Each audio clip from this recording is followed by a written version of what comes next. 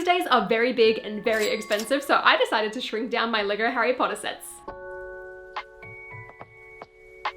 I'm a massive Lego fan, however, it is quite often that I feel like I am drowning in my Lego collection. I know that this is only one shelf of it, but as you can see, there is quite a lot here. In fact, these days, there's not only just Lego in my bedroom, but there is Lego in our living room, our guest room, and for a while, the hallway. It's no secret, I have way too much stuff for the actual amount of space that I have. So in order to fix this issue, I decided to take a page out of my friend the Plastic Architect's book, who shrunk down a bunch of her Lego modular buildings into tiny 16 by 16 buildings in order to make a Lego city in her San Francisco apartment. Because if I could shrink down all of these buildings, I would have way more shelf space to display all of my Lego sets, or just not have a mental breakdown. When it comes to what sets I want to make miniature versions of, I really wanted to take the most iconic Harry Potter locations, as well as the most iconic Lego Harry Potter sets. So starting off, I had to make a mini Hogwarts castle. Now, I did cheat a little bit in this one because there have just been so many different miniature versions of the Hogwarts castle. I mean, we have a giant one, which technically is micro scale, and then we have another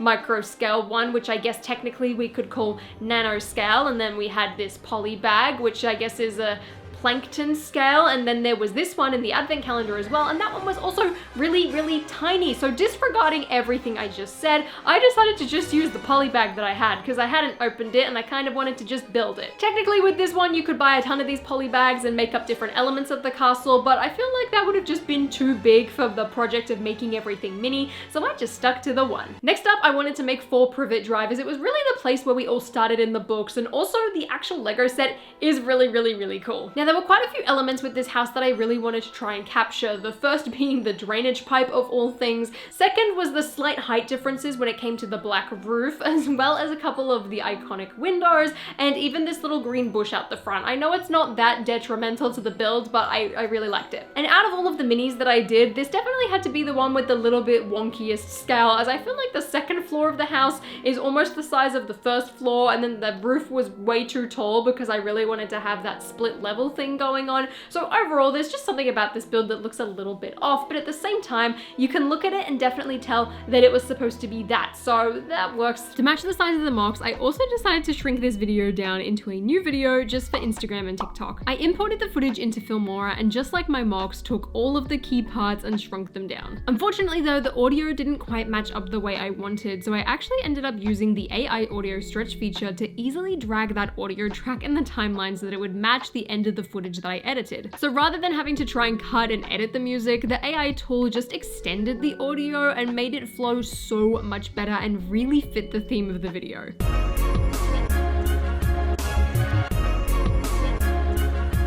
For anyone who loves creating music content or has a podcast, Filmora also have audio visualizing effects if you ever want to show your audience the sound waves on top of the footage that you have. If you want to check out the full clip, you can find it on my Instagram, and if you end up making your own reels using Filmora's editing software, be sure to tag them for a chance to be featured on their account. You can download Filmora now using the link in the description to test out their audio tools for yourself and really take your content to the next level. Next up is the set I was definitely the most excited for, but also probably the one that needed this project the most, and that was Diagon Alley. The Diagon Alley set is incredibly cool, incredibly impressive, and something I absolutely love having on my shelf, and while I can break it up into small little sections, it still takes up a massive amount of space. When building these models, one thing I quickly realized that I really wanted to include was Technic holes so that I could attach all of these tiny little buildings together as if they were the giant scale ones to make them as close replicas of the set as possible. And when it came to the scale of things, I figured I need to make them as close to each other as I possibly could, so I ended up using the same piece as the base for each of them. However, this piece did mean that I was working with a relatively small surface area, so getting a ton of detail in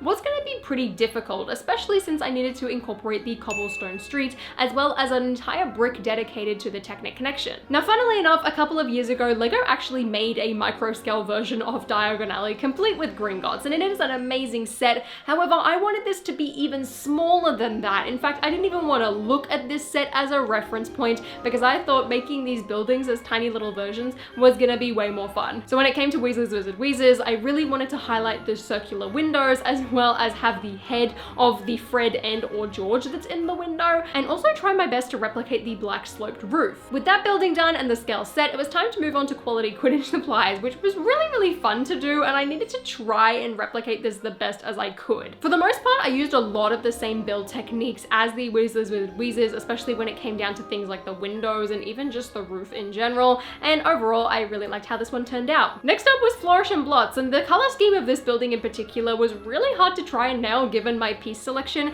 However, I think I did a really good job, and one of the highlights of the mini model is definitely the little fabric canopy of Florian Fortescue's ice cream parlor. I really love how I was able to stick that on, and I feel like it really added a lot of depth to this model too. And then lastly, we had Ollivander's, which again, I used a lot of the same build techniques as all of the other buildings, and I feel like really came together nicely due to a bunch of jumper plate pieces as well as a bunch of round studs to be the windows of the building and really give it that curved look. The hardest part was trying to do the roof, and it does look a little bit out of scale to me, but I'm glad I was able to incorporate some of those dark gray elements. And there we had my 4 tiny mini Diagon Alley buildings that can all connect to one another, and personally I think look really cute, and by far are my favorite of my mini Harry Potter builds. Hot off the heels of building a street front, I really wanted to make Grimmauld Place. Now with this building in particular, I wanted to have those lamppost pieces as well as just pretty much make every single section of this build exactly the same. There was really not a lot of uniqueness going around here, and a lot of the time it was just a color swap between each building. I used the same techniques for the windows over and over again, and I also tried to actually incorporate the little like number or door handle, I guess whatever you want to reference it as, onto the black door of each building. I also needed to try and incorporate the fences somehow on top of the buildings, as well as the nice little lipped roof that this building has. So using a variety of modified plate pieces, as well as just a bunch of standard Lego studs and plates, I was able to replicate Grimmauld Place, and this entire thing is incredibly robust, and unlike the actual Lego Harry Potter set, will not open and shut. But that's okay, because it is time to build the burrow. Now the burrow, just looking at it, I very quickly realized that this is gonna be a way bigger mini than any of the other models. There are so many different elements and pieces and colors within the burrow that in order to actually replicate this well and detailed enough as a mini, it did need to be considerably larger than the rest of them, because I wanted the pig pen, the roof, the supports, the masonry bricks, the windows, and just the whole shebang that I needed to bump this up a little bit. And even though the scale of this was slightly larger than the rest of the buildings, I honestly think it was harder because of that. I found the rest of the mini models to be relatively easy. They were all within the same scale. They all used pretty much the exact same pieces a lot of the time, just in different formations. However, when using the burrow, I really needed to consider the height of various plates and brackets and how everything would actually interact with one another a bit more. One of the hardest things was trying to get the burrow slant, which actually ended up working in my benefit just due to how I made the support, so that there is actually a slight gap and height difference between different sections of the burrow, almost giving it the illusion that it's slanted, but really I feel like it's just more of an error in building. Luckily though, due to the scale of it, I was actually able to use masonry bricks to represent parts of the building, which is the exact piece that was used in the real set, which made everything tie together a little bit more easily. Overall, the burrow definitely has the most variety when it comes to pieces, as well as build techniques, and for sure feels the most unique out of all of the mini models. And the last mock I wanted to do is the brand new Gringotts Bank that has come out. However, I don't have this set in hands, I've never built it, and I really don't actually understand how this entire thing works, and it's also very big, so trying to build this at the tiny scale that is the micro Diagon Alley buildings, boy, this is gonna be tough. I was tossing and turning whether or not I just build the actual building portion or whether or not I do the cave system as well, but I considered the fact that I've just built pretty much all of these sets spot on from how they were released in Lego form, that I kind of had to include the cave system. Due to a limitation of creativity as well as parts accessible, however, I didn't actually make the railings for the carts, and instead just built up the entire base based off a bunch of little sloping slanting pieces to try and make it have that tree-like structure that the actual set does. Once that was done, I needed to make sure that I topped it off with a bunch of jumper plates that I could easily snap the actual bank portion on the top and quickly take it off again, so that way the bank could still connect with all of the rest of the buildings in Diagon Alley. So one of the first things I needed to do was add in a bunch of the Technic pieces, and then slowly I got started on the actual bank itself. Now, unlike the original model, it needed to have a way sharper corner just because of how limited bricks there are that would have a really nice curve and still be able to connect to each other. However, using a bunch of studs, I was still able to kind of create the illusion that the bank had a slight curve to it. In pictures of the set as well, I noticed that there was a slight building to the left, as well as a tiny little wall on the right, which